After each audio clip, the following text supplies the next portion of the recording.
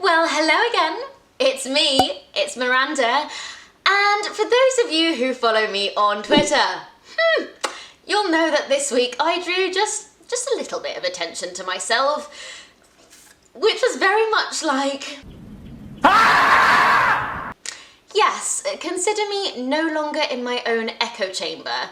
But anyway, one of the more positive things that came out of that whole experience was the fact that several aspiring and trainee psychologists approached me to understand a little bit more about trainee life in ICU and the role of psychologists in that particular environment. So here's that video. Before I get started though, there's just a couple of things that I want to touch on. Number one, a health warning. So we're going to be speaking about intensive care, and naturally that brings up topics like very poorly patients, death, medical interventions, and potentially very high levels of distress. So if any of those topics feel a little bit too raw, a little bit too sensitive for you, there's no shame in it. Just hit that pause button, go down another YouTube rabbit hole, enjoy some memes, enjoy some cat videos. This video will be waiting for you whenever you feel ready. Number two, confidentiality is obviously super important. So while I will be drawing on my own experiences, I'm not at any point going to be talking about individual cases or very specific pieces of work. This is very much like a high level aggregate view of what a psychologist might do in this particular environment. So now that we've got those couple of things just wrapped up, let's get right into it. So I thought I would start off with just a little bit of background, just to set the scene, because a lot of the questions I got were kind of like, why are you even on an ICU placement? Which is really fair enough, because I'm a second-year trainee clinical psychologist, and many of you will know that in your first 2 years, you have to cover 4 core placements. So this includes your child, your adult, older adult, and learning disability placements. So it's a bit like, sorry, where does ICU fit in there? well, actually, I didn't know this until I started training, but in your older adult placement block, you can actually sub in either a health or a neuro placement. And in my particular uni, before you start your new placement, they do a bit of an information gathering exercise to hear more about your preferences and the skills that you'd like to develop in your next placement. And I was very clear that I wanted to do health instead of older adult, because I don't know what it is about older adult and mental health together, but it just makes me...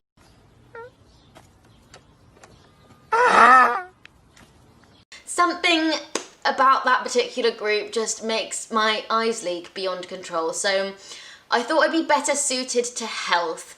Also because I really like a medical environment. I love being in a hospital, like it makes me feel so safe, and I love how clean everything is. So that's how I ended up where I am.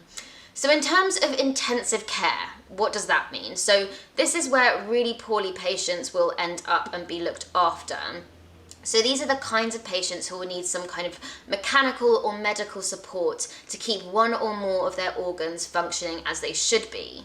So you really can end up in ICU for a whole host of different reasons. This could be because of cardiovascular failure or a stroke, or because of a road traffic accident, or following a really big operation. So there isn't really like a typical presentation which we might see, and it also covers a whole range of different ages.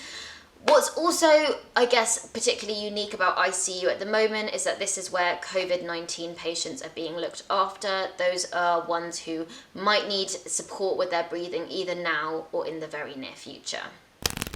Okay, so the area that I wanted to start off talking about is direct work with patients, because I think for me, this is the area that feels most different.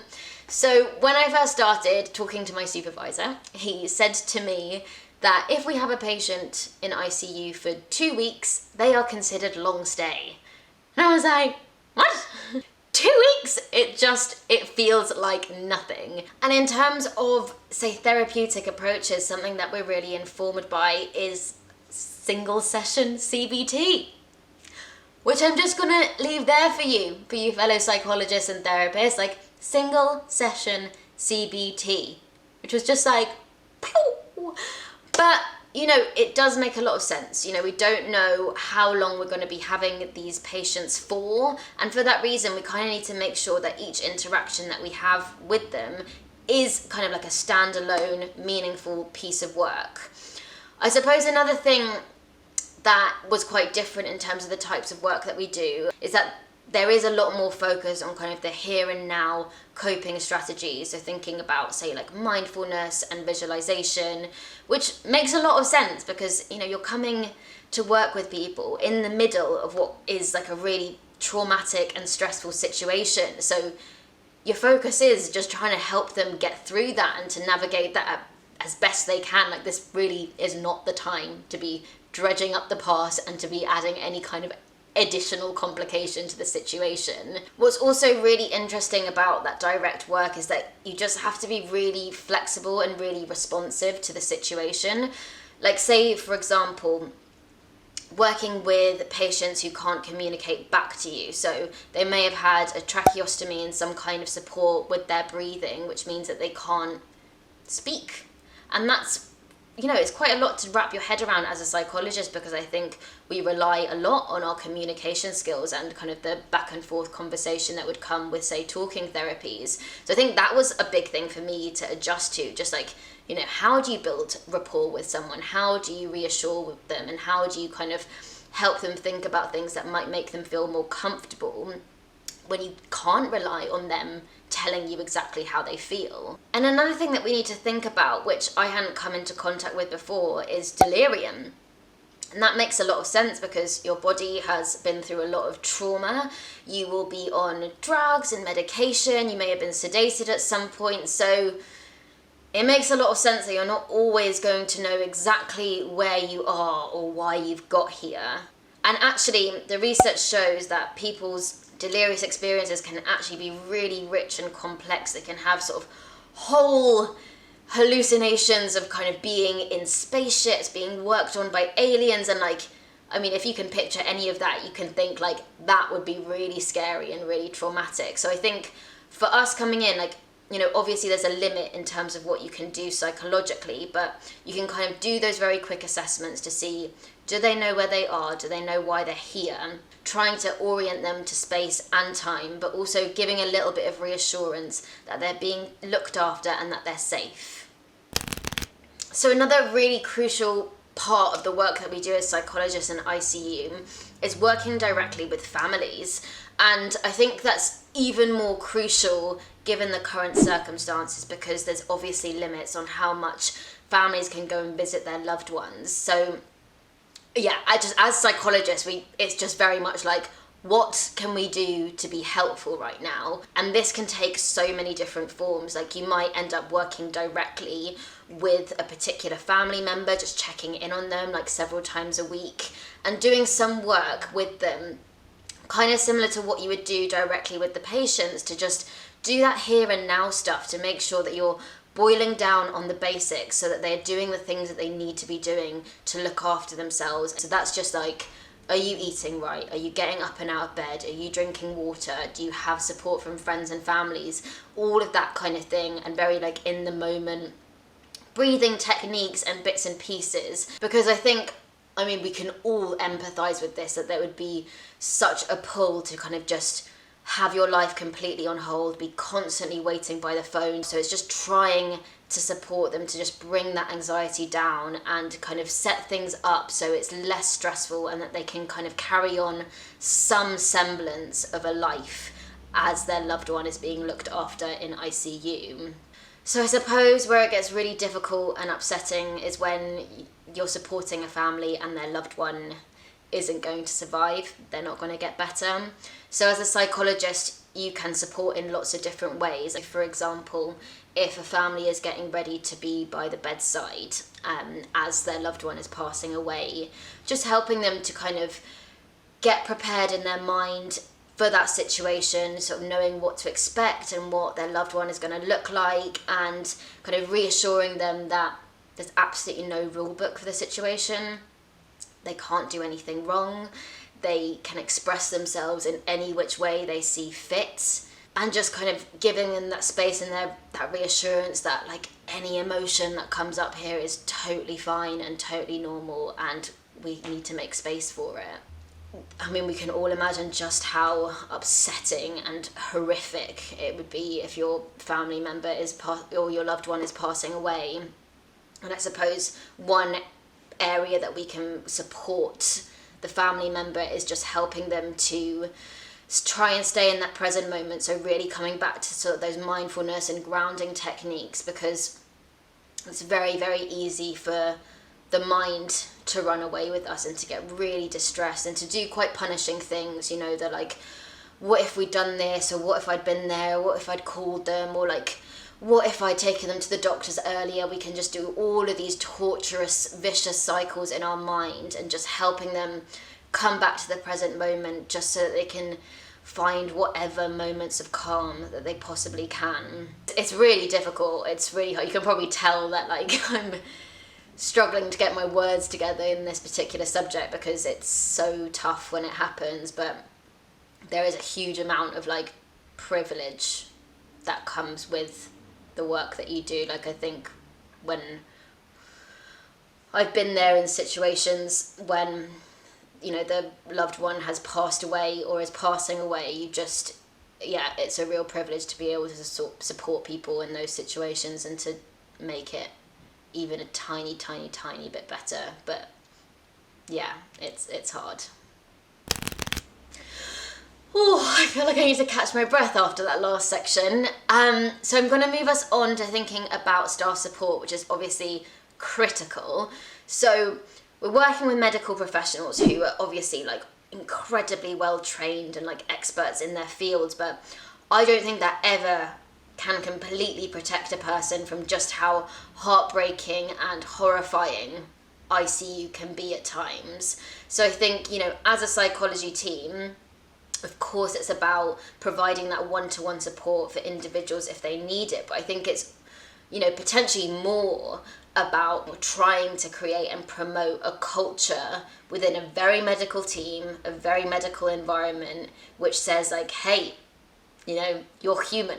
Like, things may affect you, and there shouldn't be any kind of stigma or bad feeling associated to someone kind of being really, really affected by a particular situation or working with a particular individual. And I think it's just all the more true given the current situation, because it's like, it's not normal ICU. Like, this is not normal ICU. We've got the added pressure of a global pandemic, and people will have gone through a huge amount of stuff and stress in that process. Like, in that first peak, you know, a completely novel virus. We didn't know how fast it was spreading, how deadly it was going to be, how it was affecting people, how to properly treat people, and just like thinking about that and trying to hold all of that, and knowing that you have to come in shift after shift, I mean, can really be like genuinely really traumatic. And like, as I've started working in ICU now, we're just kind of in that second wave, and that's going to affect people again, you know, potentially bringing up some of like the stress and the feelings that they were experiencing the first time round. But I think there's additional pressures here because people are worn out, you know, they're run down, they haven't seen family members for a really, really long time, and it just potentially feels like to people there doesn't feel like there's going to be an end, and when am I going to be able to come out of this and rest and get back to normal? So I think, you know, as a team, we want to be like really clear about making sure that we're putting out messages, you know, around burnout, around self-care, around reaching out, because these are all very, very real issues within the team that need to be addressed to make sure that we've got a workforce who, you know, is well and wants to continue coming into work. Okay, so the final thing that I wanted to speak to you about, there's loads of other things, but I'm prioritizing. It's communication and training. So this because I found it really interesting. Like, I've come from a more like community setting mental health background, where like everyone's a mental health professional, and like we all talk in psychology and we all speak the same language. So it's been really interesting, like going into a hospital, like in a very medical environment where you're definitely like the quieter, more minority voice, but I've been really encouraged by conversations that I've been part of and like I've overheard like in meetings about how like medical staff are so open to psychology input and thinking about mental health and like how this can improve the experience, you know, not just for patients but like ways of working. And I've really enjoyed sort of the more kind of like big psychology, like big organizational stuff. So like, to give you an example, hospitals are a very different place these days. So like, I have never washed my hands so much. Like, I'm honestly like covered in scales. Like, I've been washing my hands so much, like going in and out of the hospital. And that's not because I'm a professional and I'm going into ICU, but like this is for members of the public as well. Like, there are points where you wash your hands, you put on a mask, you change a mask, you have to throw your mask away. Like, there's all these different processes. And so psychology has a really big role to play to make sure that these change processes are acceptable to people and they are working kind of as smoothly as possible. So we're getting involved in lots of different like focus groups and bits of training to make sure that everyone's kind of pulling in the same direction, and we can make sure that hygiene standards and like people's understanding of the situation and why we're doing things are at an all-time high. And there are so many opportunities for this, and I think like, say, linking back to this idea of working with staff members, like giving them a bit of like informal, I don't know if like we'd say as training, but just kind of like informal bits of teaching on mental health and how it can affect us and how to look after ourselves. Because I think it's really easy to forget that actually this isn't other people's bread and butter. Like, as psychologists, like we're thinking about like self-care and all of those things all the time, but if that's not in your vocabulary on a day-to-day, then it can be really easy to just like gloss over those things and let them fall to one side, which can be like a really difficult thing when you're thinking about preventing burnout and making sure people are as well and as looked after as they can possibly be as a workforce. So that's, you know, really exciting to me, especially as like some of you might know, like therapy type stuff, while it's super interesting to me, I really like these kind of like bigger, larger scale, more systemic type bits of work. So this has been very much up my street. Okay, so we've come to the end of another video for another week. I hope you found it useful. So just in terms of like final reflections, like for me personally, I've really enjoyed working in this environment so far. I think it's been like so incredibly fascinating. And when, you know, I know everyone says like, oh, it's been a privilege. Like it's genuinely a privilege, like working with people when they're in the middle of such like a stressful and traumatic and upsetting situation.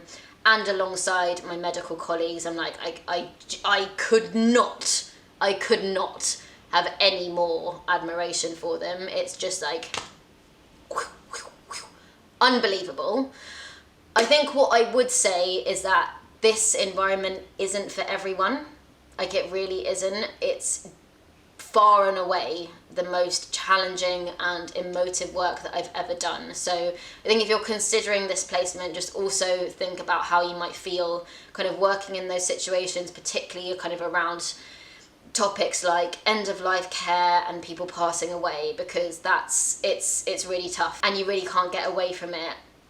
But if any of you have any additional questions or just want to hear more about kind of my life as a trainee on placement in this particular area, if you've got an interest in it yourself, please do shoot any questions my way, because I'd be more than happy to give you my insights and help you out in any which way I can. So I'm going to leave it there. But until next time, take the very best care of yourselves, and I will look forward to speaking to you next week. Ciao for now.